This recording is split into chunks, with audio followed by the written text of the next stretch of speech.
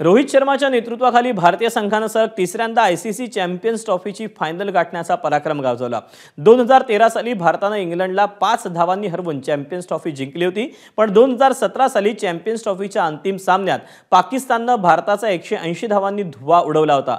यंदा भारताने ऑस्ट्रेलियावर 4 विकेट्सनी मात करून चॅम्पियन्स ट्रॉफीच्या फायनलचं तिकीट कन्फर्म केलं। पाहुयात क्रिकेट समीक्षक सुनंदन लेले यांचा भारत ऑस्ट्रेलिया फायनलवरचा हा स्पेशल रिपोर्ट।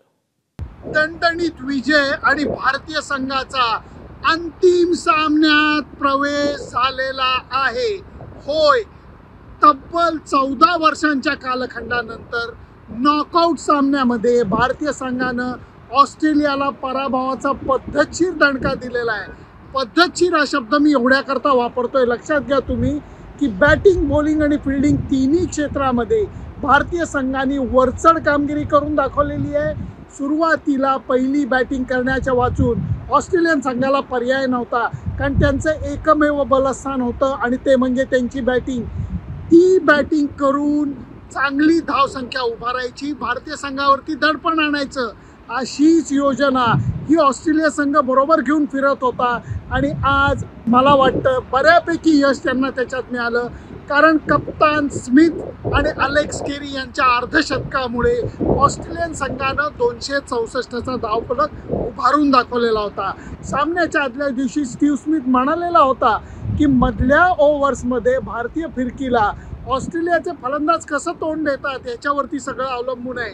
ती कामगिरी भारताच्या फिरकी गोलंदाजांनी परफेक्ट करून दाखवली, कारण आज आपली बॉलिंग टॉप क्लास झाली, त्याला चांगल्या क्षेत्ररक्षणाची साथ मिळाली। 265ची धावसंख्या या मैदानावरती पाठलाग करणं भारतीय संघाच्या आवाक्याबाहेर नव्हतं।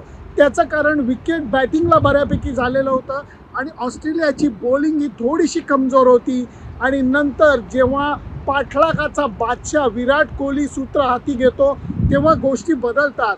सुरुवातीच्या काळामध्ये शुभमन गिल आणि रोहित शर्मा जरा घाई करून लवकर आऊट झाले, पण नंतर कोहली आणि श्रेयस अय्यरनी झकास पार्टनरशिप केली, विजयाचा मार्ग संघाला दाखवला।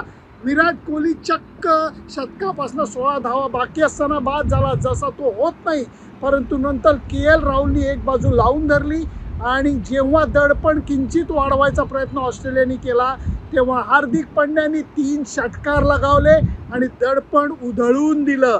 भारतीय संघाने तब्येतीत विजय मिळवलेला आहे आणि अंतिम सामन्यात प्रवेश केलेला आहे। ऑस्ट्रेलियन संघाला नॉकआउट सामन्यात हरवलेलं आहे, याला सर्वात महत्त्व आहे, कारण भारतीय संघ साखळी सामन्यामध्ये ऑस्ट्रेलियाला हरवत होता, नॉकआउट सामन्यामध्ये हरवत नव्हता। आज ती गोष्ट बघायला मिळालेली आहे। त्यामुळे विराट कोहलीची बॅटिंग असू दे, शेमीची बॉलिंग असू दे, KL राहुल आणि हार्दिक पांड्याने केलेली भागीदारी असू दे, सगळ्याच गोष्टी लक्षणीय ठरलेल्या आहेत आणि भारतीय संघ आता 9 मार्चची प्रतीक्षा करणार आहे। सुनंदन लेले, ABP माझा, दुबई क्रिकेट ग्राउंड। ABP माझा, उघडा डोळे बघा नीट।